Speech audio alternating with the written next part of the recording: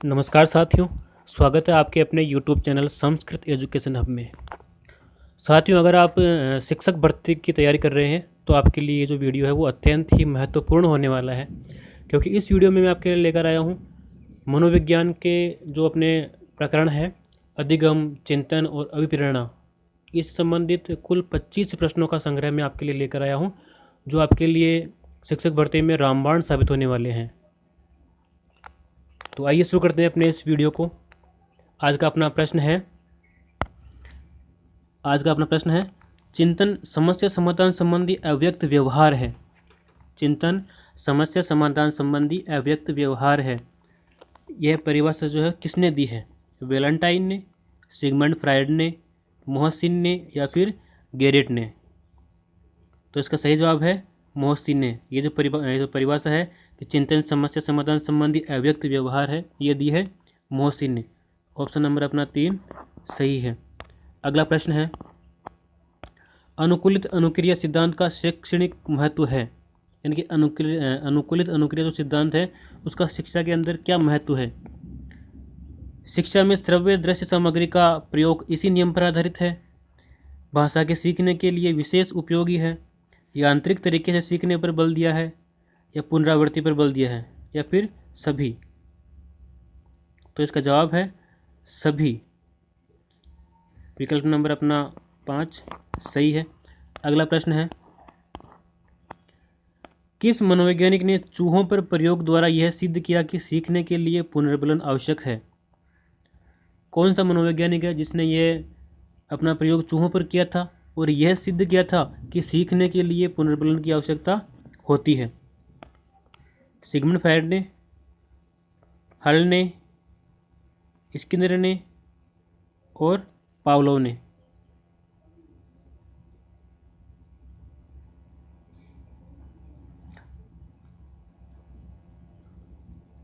दोस्तों, इस प्रश्न में थोड़ी सी प्रॉब्लम है। इसका जो जवाब होगा, देखिए पुनर्बलन सिद्धांत तो वो तो दिया था हल ने, तो सिद्धांत है पुनर्बलन का वो तो दिया था हल ने, और चूहों पर जो प्रयोग है तो चूहों पर प्रयोग किया था स्किनर ने।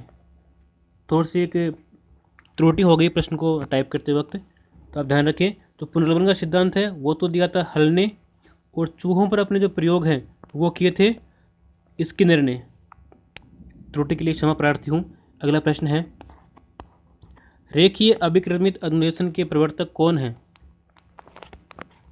रेखीय अभिक्रमित अनुदेशन के प्रवर्तक कौन है? स्किनर, क्राउडर, गिलबर्ट या फिर कोई नहीं?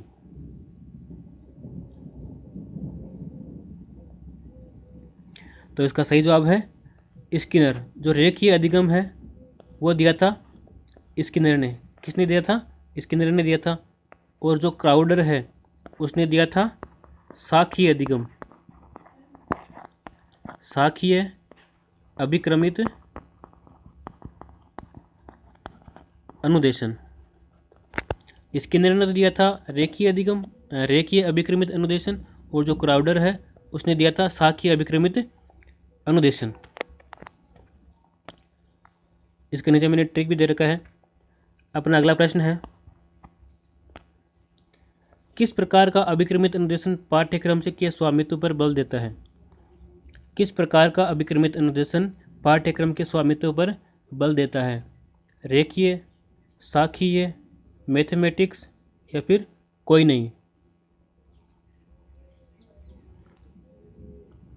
तो इसका सही जवाब है मैथमेटिक्स। ऑप्शन नंबर 3 अपना सही है। अगला प्रश्न है बालक समाज का अनुकरण करके सीखता है किस सिद्धांत के अनुसार? यानी बालक जो है वो समाज में देख करके, समाज का अनुकरण करके ही वो ग्रहण करता है, सीखता है। तो किस सिद्धांत में यह प्रतिपादित किया गया है? अपने पास विकल्प है अनुक्रिया उद्दीपक सिद्धांत, निरीक्षण युक्त अधिगम सिद्धांत, प्राचीन अनुबंधन सिद्धांत या फिर अनुभवजन्य सिद्धांत? तो अनुकरण करना यानी कि निरीक्षण युक्त अधिगम सिद्धांत, निरीक्षण युक्त अधिगम सिद्धांत। विकल्प नंबर 2 अपना सही है। निरीक्षण करना और देख करके सीखना। अगला प्रश्न है मैथमेटिक्स अभिक्रमित अनुदेशन का नियम कौन सा नहीं है? अपने को चुनना है कि मैथमेटिक अभिक्रमित अनुदेशन है उसका नियम कौन सा नहीं है। श्रृंखला का नियम, सामान्यकरण का नियम, विभेदीकरण का नियम या फिर अनुकरण का नियम। तो इसका सही जवाब है अनुकरण का नियम। ये जो नियम है वो मैथमेटिक अभिक्रमित अनुदेशन का नियम नहीं है। अगला प्रश्न है, अधिगम का प्रतिस्थापन सिद्धांत किसने दिया था? अधिगम का प्रतिस्थापन का जो सिद्धांत है वो किसने दिया था, उसके प्रतिपादक कौन है? Carl Rogers, Edwin Guthrie, Robert Gagne या फिर जीन पियाजे। तो इसका सही जवाब होगा एडविन गुथरी ने। जो अधिगम प्रतिस्थापन का सिद्धांत है वो दिया था एडविन गुथरी ने। अपना अगला प्रश्न है, डिसेल ने अधिगम के कितने सोपान बताए हैं? डिसेल ने अधिगम के कितने सोपान बताए हैं? 1, 3, 5 या फिर 7? तो इसका सही जवाब है 5। डिसेल ने अधिगम के 5 सोपान बताए थे। अगला प्रश्न है,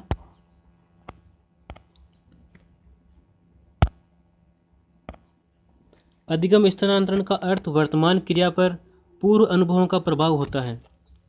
अधिगम स्थानांतरण का अर्थ वर्तमान क्रिया पर पूर्व अनुभवों का प्रभाव होता है।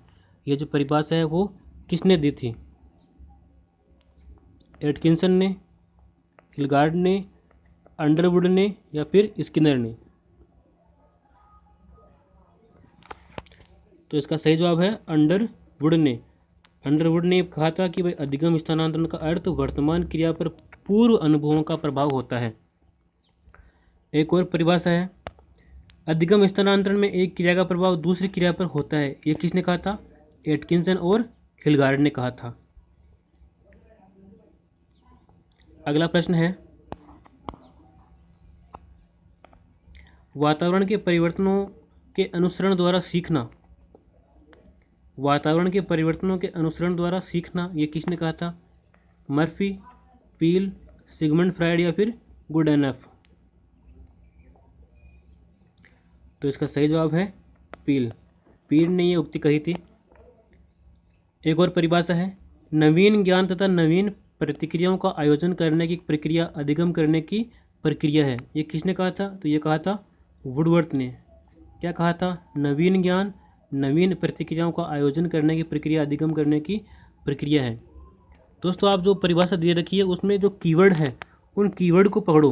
वो कीवर्ड को पकड़ के आप जो परिभाषा है उसको याद करने का प्रयास करो, क्योंकि संपूर्ण परिभाषा किसी को भी आसानी से याद नहीं होती है। जो उसमें कीवर्ड होते हैं उस कीवर्ड के माध्यम से उस परिभाषा को आसानी से याद कर सकते हैं। जैसे नवीन ज्ञान और नवीन प्रतिक्रियाओं, नवीन ज्ञान तथा नवीन प्रतिक्रियाओं का आयोजन करने की प्रक्रिया अधिगम करने की प्रक्रिया है। तो ये किसने कहा था? वुडवर्थ ने कहा था।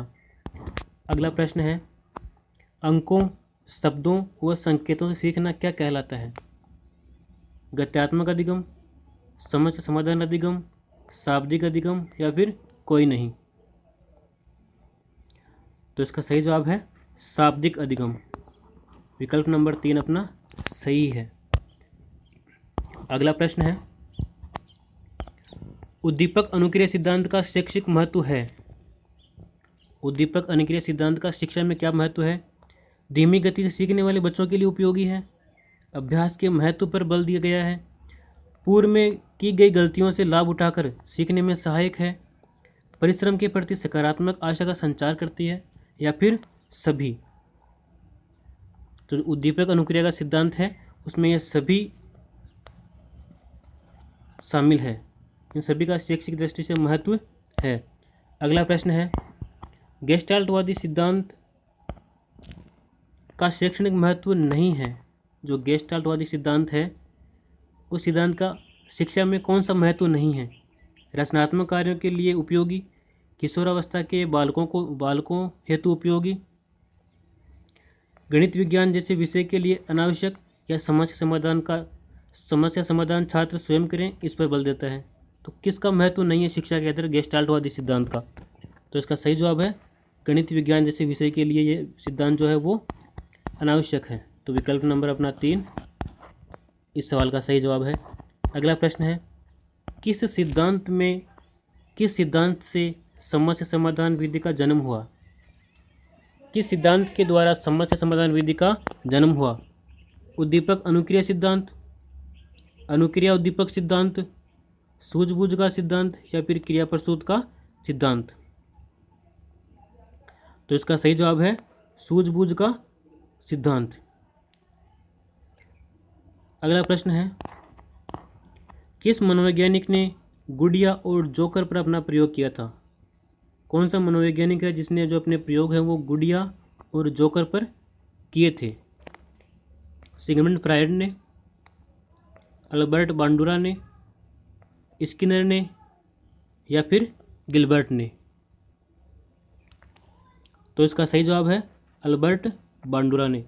अल्बर्ट बांडुरा ने अपने प्रयोग गुड़िया और जोकर पर किए थे। साथियों, बांडुरा का जो जन्म है वो 4 दिसंबर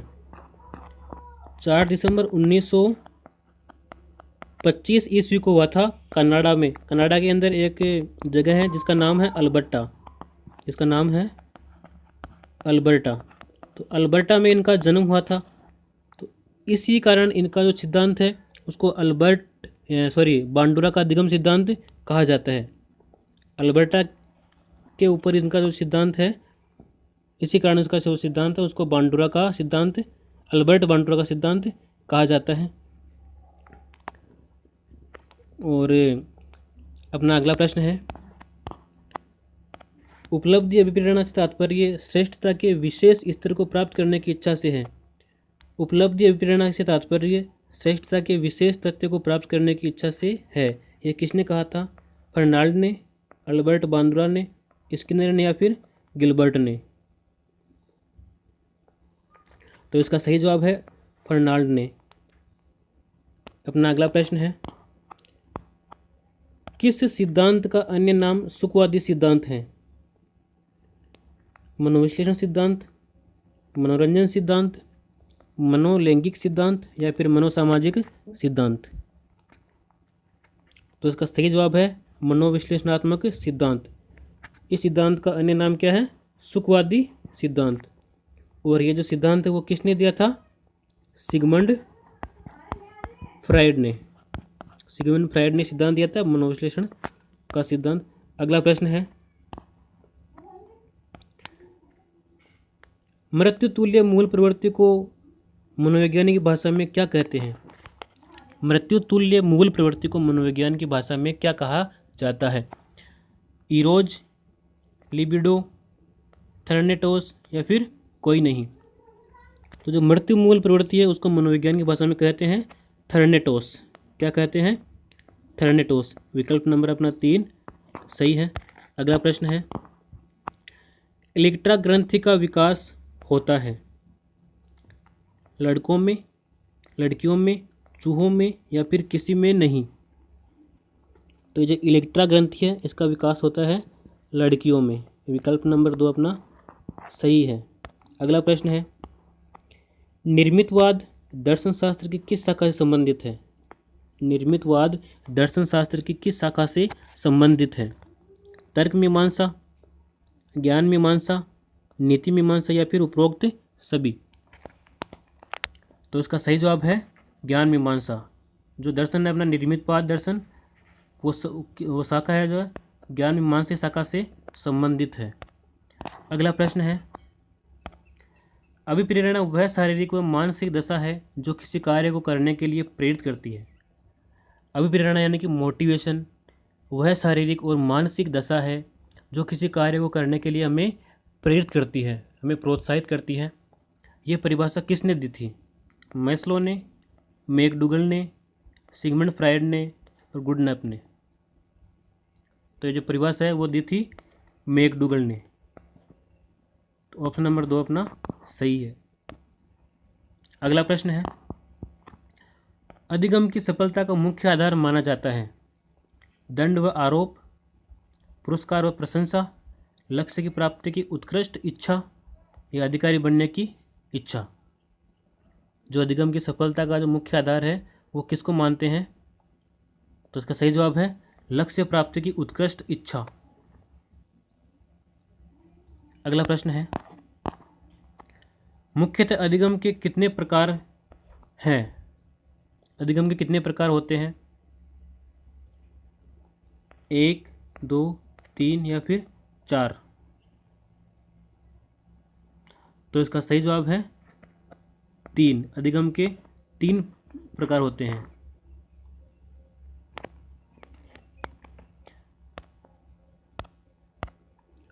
अगला प्रश्न है, नवीन परिस्थितियों में अपने आप को ढालना या अनुकूलित करना ही अधिगम है। नवीन परिस्थितियों में, न्यू सिचुएशन में अपने आप को ढालना या अनुकूलित करना ही अधिगम है। ये जो परिभाषा है वो किसने दी थी? हिलगार्ड ने, मर्फी ने, सिगमंड फ्रायड ने या फिर गुडनफ ने?